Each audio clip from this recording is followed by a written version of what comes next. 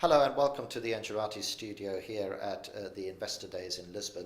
I'm joined now by Marc Rechter, who is the CEO of Resilient Energy, and I'll let Marc tell you a little bit about Resilient Energy and put this interview into context in a second. But one of the things that that is quite exciting to have Marc here about is that I almost feel that this ESCO name is some sort of catch-all model that we're pinning everybody under, and this interview will show you that the world isn't quite as clear-cut as all that. There are different ways of engaging with this energy efficiency market. But Marc, first of all, welcome. Thanks for making the time. And can you tell us a little bit about Resilient Energy and where you guys have come from? Yes, thanks very much. And so I agree with your notion of the ESCO. Over the past 6 to 7 years, we and our companies within the Energopark group, of which Resilient Energy is part, have actually worked to develop, let's say, innovative new ways of delivering value to the evolving energy sector. So part of that is through what we might call a hybrid type of incubator that we have worked on our demonstration platform down in southern Portugal, where we have a number of technologies, 4 megawatts of CPV, for instance, alongside a number of innovation projects, including 2 Horizon 2020 projects, and are using our learning curve, if you like, of those projects to now deliver value in a different way, if you like, to the market or to the energy efficiency market. So as an example, one of our Horizon 2020 projects is focused on IoT interoperability. It's called Vicinity in this particular case. And through that interaction and our let's say, believe that the ESCO model in itself was not achieving the kind of penetration that we need to create within our energy sector. We started to look at better ways of, let's say, driving value within energy efficiency opportunities. So what we've done there is through our participation in a Norwegian technology firm called Serenus Technologies, who have focused on developing a IoT-based internal environmental quality system or solution, are now applying that technology to help generate value from a different perspective within the built environment. So I like the use of your words, because to me I'm a little bit of a stickler for the words, and they say quite a lot. You're saying help generate value. So this goes back to when you are partnering with a client or potential client.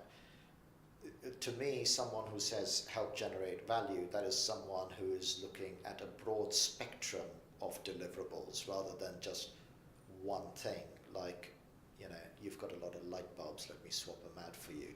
Can you just bring that to life a little bit? That's right. Well, this is where the kind of exciting environment of IoT kind of connects with policy, if you like.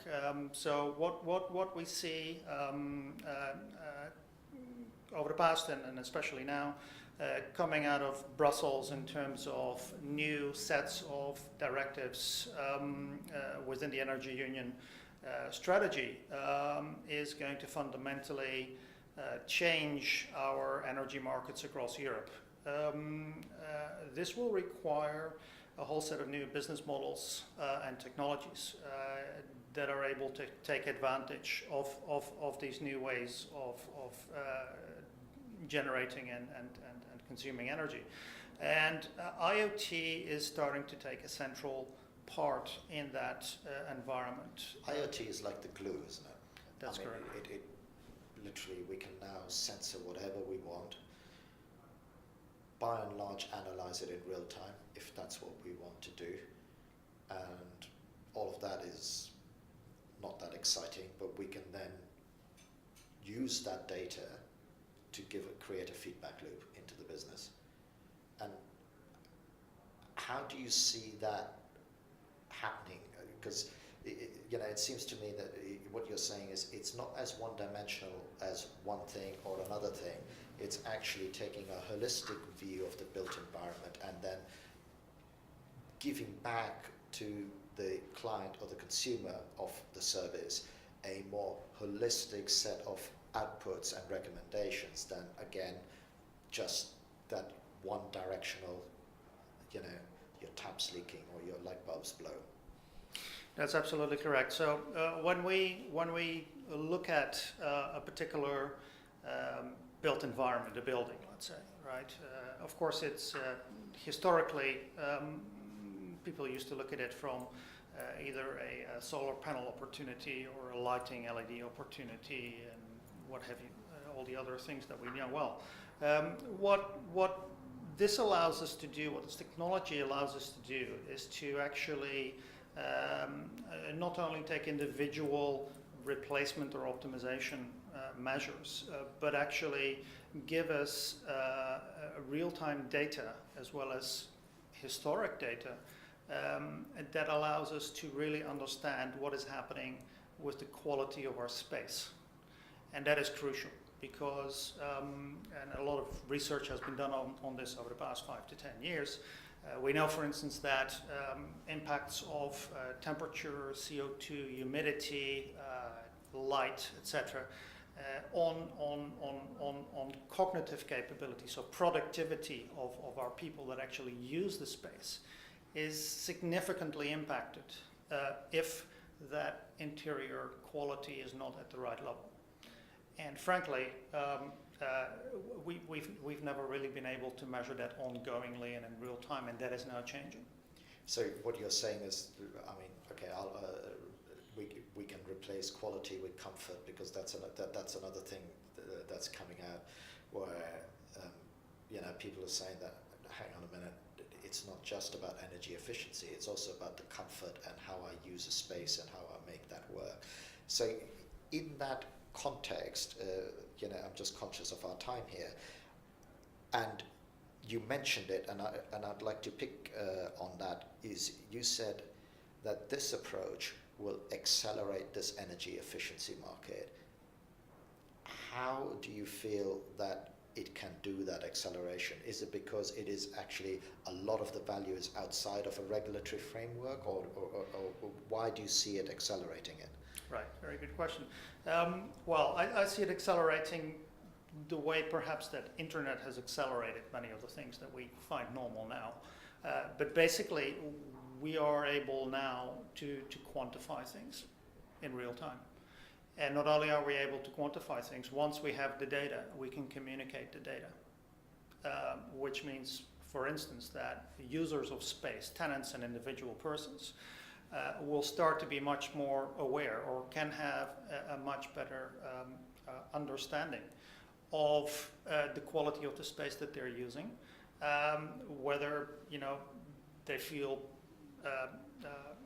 a lack of energy because their environment is not optimal, whether they have headaches, whether all of these things that previously were not really explainable because we didn't have the data, are now going to become much more transparent. So I think that by being able to engage with the user, this will have a big impact on, let's say, a bottom-up push by users on building owners, for instance, to make decisions not only faster, but also in a more intelligent way. Because again, if we can measure things, this means that we're not only looking at the payback of a certain measure, we're looking at the overall impact, right, of so financial, but also let's say the quality of the environment and the impact on productivity of the people that work there. So I think that's the holistic approach that we're trying to take. Then because you're measuring it, you can say we're getting less sick days, we're getting less things like that. So as we measure it, we have the data, we can analyze the data, so we can prove it. So where we can prove it, that means that, for instance, tenants and landlords can establish service level agreements setting specific parameters on quality, which means that landlords can actually improve the value of their assets by proactively taking that stance. So when I hear all of this, and I'm going to be honest here, I'm going to set out my stake. You're preaching to the choir. I get it. I understand it. But surely that is not the norm out there. You know, there aren't that many employers who are like going, you know, what I need. I know that there's some, and they're in the news, and you know, so it must be challenging for you guys to go out there and say, hey, listen, we can do all of this, when someone's saying, yeah, you know what, all I care about is how little it costs me to run this place, and that's what I'm doing. You know, do you think we need to do an education exercise around a more holistic approach? Because the most winning companies, like, you know, the Googles and the Amazons of this world, they do take that approach. Facebook, for example, you know. Yeah. Well, I don't think, you know, Rome wasn't built over one night. Okay. So we're on a journey. And we'd like to kind of grow our company over the next 10 or 20 years, you know, with pleasure. And I think that the market that's out there is absolutely huge. So there will be, I think, more than sufficient opportunity to help companies move in this direction. On the other hand, if we look at the decision-making factor, which is where does the money come from, which is from the investment community.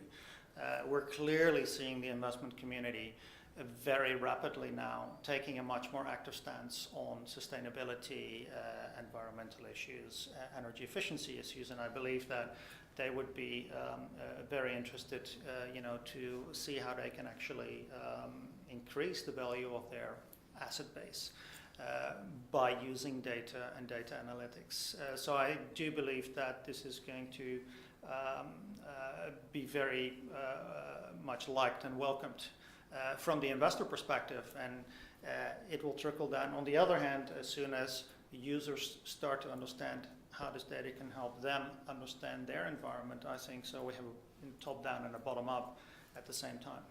And on that tantalizing note, I think we'll leave it, Mark, and it's been a pleasure talking to you. Thank you very much for listening to this interview. I hope you enjoyed it. It comes at the whole thing from a different perspective, but I think an ever increasing and valid one. Thanks for listening. Thank you.